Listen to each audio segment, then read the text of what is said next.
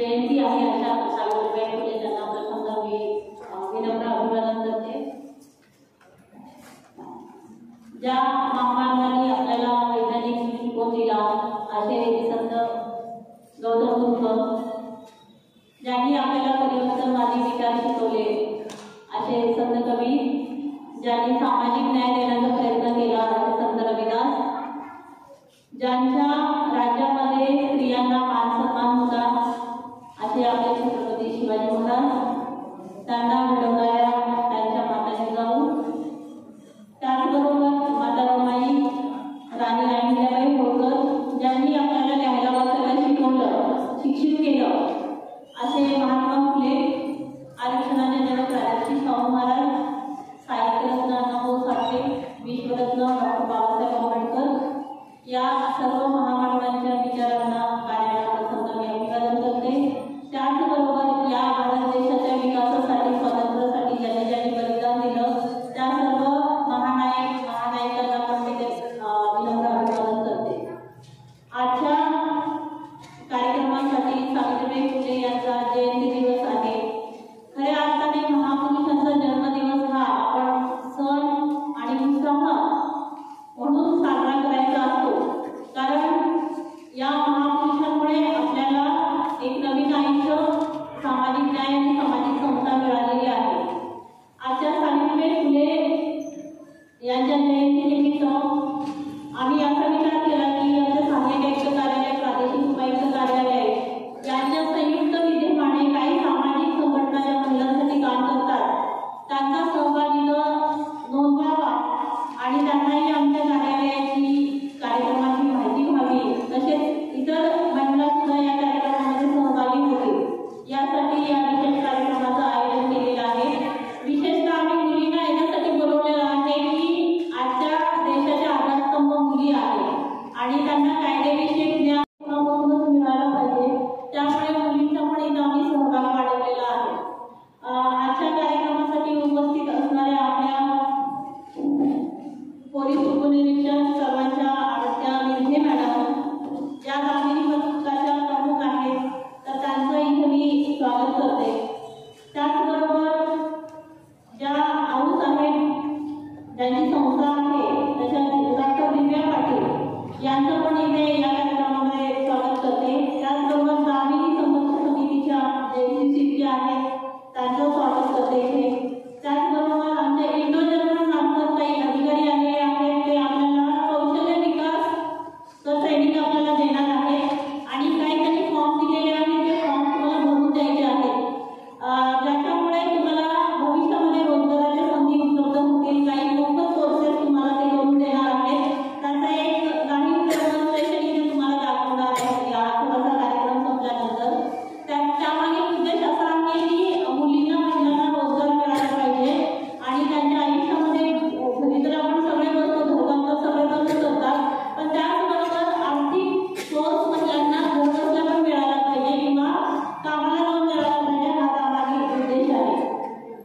खऱ्या अर्थाने आज इथं माझ्यासोबत जमलेल्या महिला भगिनी, बंधू या सगळ्यांचं आज सावित्रीबाई फुलेंच्या जयंतीनिमित्त मी स्वागत करत आहे।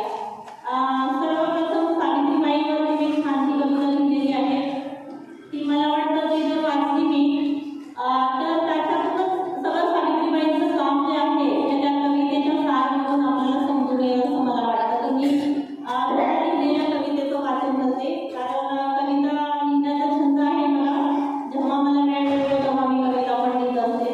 नाव आहे माय माझी सावित्री। माय माझी सावित्री भारताच्या पहिल्या शिक्षिका, माय माझी सावित्री भारताच्या पहिल्या शिक्षिका, स्वतः शिकून केले शिक्षित आम्हा लेकींना, स्वतः शिकून केले शिक्षित आम्हा लेकींना, दिले पंख आम्हा ज्ञानाचे उंच भरारी घेण्यासाठी, दिले पंख आम्हा ज्ञानाचे उंच भरारी घेण्यासाठी, माय माझी सावित्री। तुझ्यामुळे आई पाहिल्या देशाने, तुझ्यामुळे आई पाहिल्या देशाने, तुझ्या लेकींना सर्वोच्च पदे, तुझ्या लेकींना सर्वोच्च पदे, दिला संदेश स्त्रीमुक्तीचा आम्हाला, बनवणे विधानाचा आधार, दिले चिमुकल्यांनाही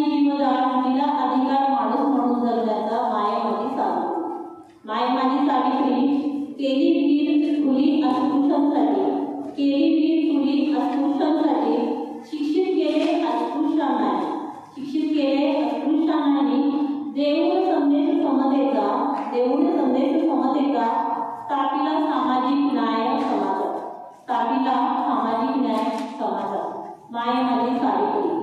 दत्तपुत्र घेऊन केला डॉक्टर त्यास, दत्तपुत्र घेऊन केला डॉक्टर त्यास. दिले बळ फुलेंना समाज सुधारणेचे, दिले बळ फुलेंना समाज सुधारणेचे. सांभाळली समाज सुधारणेची धुरा, सांभाळली समाज सुधारणेची धुरा. करीत प्लेगच्या रुग्णांची सेवा, करीत प्लेगच्या रुग्णांची सेवा. घेतला आत्मचा श्वास माय माझी सावित्री, माय माझी सावित्री.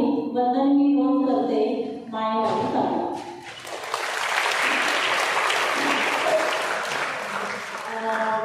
खऱ्या अर्थाने पुढे आपण बघितलं की सावित्रीबाई फुले आणि महात्मा फुले ज्या वाड्यातून हे सामाजिक कार्य करत होते तर त्या वाड्याला एक राष्ट्रीय स्मारकाचा दर्जा दिलेला आहे. मला असं वाटतं की आपण इकडे तिकडे खूप ठिकाणी फिरायला जातो, जर पुण्यामध्ये कधी गेला तुम्ही तर निश्चित फुले वाड्याला भेट द्या. त्यांनी जे जे काम केले ते आधुनिकीकरण करून गव्हर्नमेंट शासनाने ठेवलेलं आहे. तसेच मला एका कार्यक्रमाला कोल्हापूरला जाताना एक योग असा आला की सावित्रीबाई फुलेंचं जन्मगाव जे आहे त्या ठिकाणी मी तिथे गेले आणि तिथं पाहिलं ज्या ठिकाणी सावित्रीबाई जन्म घेतला, ज्या जागेवरती जन्म घेतला, ज्या घरात त्या राहिल्या त्या घरामध्ये जाण्याचा आणि त्यांचं काम पाहण्याचा तिथे योग आला. आणि असं मी स्वतःला भाग्यवान समजते की ज्या महापुरुषांनी महानायकांनी आपल्याला सामाजिक योगदान करून आपल्याला न्याय दिलेला आहे त्या ठिकाणी जाऊन त्यांना आपण नतमस्तक होतो आणि त्यांच्या कार्याची आठवण आपल्या मनामध्ये ठेवतो. त्यावेळेस खरंच मनाला खूप आनंद वाटतो. कारण आपण प्रत्येक ठिकाणी इकडे तिकडे फिरत असतो, मंदिरामध्ये फिरत असतो, पण मला असं वाटतं की आपण महिलांनी आणि पुरुषांनी सुद्धा तिथं जाऊन बघितलं पाहिजे की त्यांच्यामुळे आपण आज ते चांगल्या पद्धतीने उभे आहोत. खऱ्या अर्थाने सावित्रीबाई फुले आपल्याला सर्वांना इतिहास माहिती आहे की त्यांना शाळेमध्ये जाताना कसं त्यांना दगडशेठ मारायचे, त्यांचा पदर कसा मोडायचे, त्यानंतर त्यांनी कसं मुस्काडी दिलं त्या लोकांना आणि असं अनेक प्रकारचा त्रास, वेगवेगळ्या पद्धतीचा त्रास त्यांनी सहन केला. सावित्रीबाई फुलेंकडे महात्मा फुलेंकडे त्यांनी एक अजून एक साडी घालण्याचा हट्ट केला. तर ज्योतिबांना असं वाटलं की सावित्रीबाई तर कधी हट्ट करत नाही, पण आता साडी घ्या तर का हट्ट करतात. तर त्यामागचं कारण असं होतं की जेव्हा त्या शाळेत जात होत्या त्यांच्या अंगावरती शेण किंवा चिखल फेकला जायचा आणि त्यामध्ये महिला पण असायच्या. कारण ज्या अज्ञानी महिला होत्या त्यांच्या घरातल्या पुरुषांनी जे काम सांगितलं त्या तेवढंच करायच्या होत्या, त्यांच्यात मानसिक गुलामगिरी होती. त्यामुळे महिला पण त्याला विरोध करत होत्या, कारण त्यांचा दोष नाही महिलांचा, कारण त्यांना त्याविषयी अवेअरनेस नव्हती, त्यामुळे त्यांचा काही दोष नाही. पण त्यांच्या घरातल्या पुरुष जे सांगत होता त्याच ते करत होत्या आणि त्यामुळे मग महात्मा फुलेंनी त्यांना विचारलं की दुसरी साडी कशाला पाहिजे. तर त्याने सांगितलं की बाबा असं माझ्या घरावरती ते शेण फेकलं जातं, त्यामुळे मला ती साडी बदलून तिथे शाळेत मुलींना शिकवता येईल आणि मग मला घरी येता येईल. अशा पद्धतीच्या सावित्रीबाई फुलेंनी त्याग केलेला आहे. इथे आवर्जून असं सांगायचं की तेवढ्यावरून त्या थांबल्या नाही. तर महात्मा फुलेंना जवळजवळ एक विधवा महिलेला एक बाळ झालेलं होतं. कारण तेव्हाच्या काळामध्ये घरातले कोणी पुरुष असतील ते मुले महिलांना त्यांच्याशी शारीरिक संबंध ठेवत त्या जेव्हा प्रेग्नंट राहत होत्या त्यांना रस्त्यावर सोडलं जात होतं आणि एक तर त्यांना मरावं लागलं होतं, नंतर त्या बाळाला कुठेतरी जन्म द्यायचं, त्या बाळाला मारायचं किंवा फेकून द्यायचं. आणि त्या बाईला इंग्रजांनी काळ्या पाण्याची शिक्षा दिली आणि ती काळ्या पाण्याची शिक्षा दिल्यानंतर ती गोष्ट महात्मा फुलेंना कळाली की एवढ्या ह्याच्यासाठी तिचा दोष नसताना तिला अशा प्रकारची सजा भोगावी लागते. त्यामुळे त्यांनी विधवा महिलांच्या बालकांना सांभाळण्याचं आराखडा सुरू केलं. एक महत्त्वाचं आणि सगळ्यात मोठं काम केलं आणि त्याचा बोर्ड लावला की ज्या विधवा महिलांना बाळांत व्हायचं आहे, डिलेव्हरी व्हायची आहे, त्यांनी इथं येऊन गोपनीय पद्धतीने त्यांची डिलेव्हरी ते करू शकतात आणि त्यांच्या बाळांना आम्ही सांभाळू. बघा केवढं मोठं 1800च्या काळामध्ये केवढं मोठं काम महात्मा फुले आणि सावित्रीबाई फुले यांनी केलेलं आहे. त्यांच्या कार्याची महती आपण कितीही सांगितले, कितीही शब्द वापरले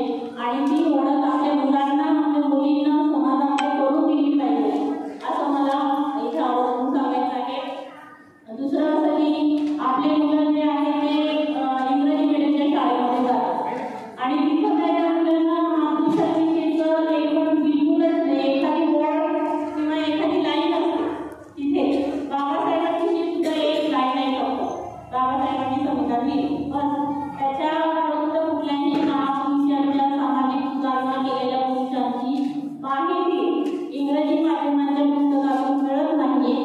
त्यामुळे मला असं वाटतं की घरातूनच आपण आपल्या मुलांना शिक्षण दिलं पाहिजे. पण आपण तेव्हा शिक्षण जेव्हा आपल्याला त्या गोष्टी माहिती असतील तेव्हाच आपण आपल्या मुलांना चांगल्या पद्धतीने सांगू शकतो. त्यासाठी आजकालच्या आई आणि वडिलांना महात्मा फुले सावित्रीबाई फुले यांनी काय काम केलेलं आहे याचं ज्ञान असण्याची अत्यंत आवश्यकता आहे असं मला वाटतं. आजच्या कार्यक्रमासाठी जास्त वेळ घेतली कार्यक्रमाचे वक्ते आहेत आपल्या मॅडम आपल्याला मार्गदर्शन करणार आहे. त्यानंतर शर्मा मॅडम आलेल्या आहेत त्या उच्च न्यायालयामध्ये प्रॅक्टिस करतात त्या पण आपल्याला मार्गदर्शन करणार आहेत. महिलांच्या कायदेविषयी माहिती त्या आपल्याला सांगणार आहे. ती जी माहिती आपण आपल्या डोक्यामध्ये ठेवायची आहे आणि तुम्हाला जो कुठला प्रसंग येईल त्यावेळेस न घाबरता आपल्याला पोलीस स्टेशनमध्ये जाऊन त्याविषयी तक्रार करायची आहे. त्याचा कॉन्फिडन्स आपल्यामध्ये निर्माण व्हावा. आपण घाबरतो पोलीस स्टेशन म्हटलं तर इथे मॅडम आपल्याला तो विश्वास निर्माण करून देणार आहे की तुम्ही आमच्याकडे या, आम्ही त्यांच्या मदतीचा हात आपल्यासाठी नेहमी असणार आहे. त्यामुळे त्या दोघीजण आपल्याला मार्गदर्शन करणार आहे. तसं दिव्या पाटील मॅडम शिर्के मॅडम या सुद्धा आपल्याला मार्गदर्शन करणार आहे. त्या सर्व मार्गदर्शनाचा आपण लाभ घ्यायचा आहे. इथे मी सर्वांना त्याबाबत आवाहन करते. आपण या कार्यक्रमात